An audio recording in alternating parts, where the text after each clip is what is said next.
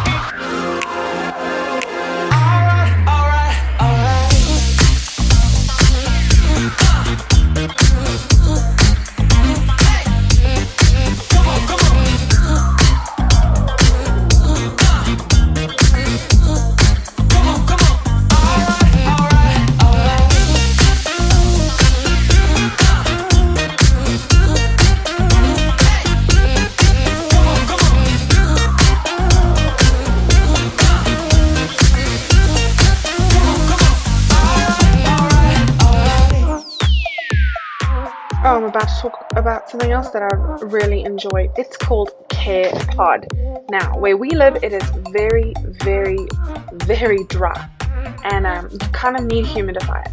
Well, recently I found this humidifier by CarePod. It is unbelievable. It is so easy to clean. You don't get that nasty buildup and just grossness. It's invented by a doctor. It is the easiest humidifier you will ever use and clean in your life. I don't know all the details and scientific stuff behind it, but if you've been looking for a really good humidifier, look up K-Pod.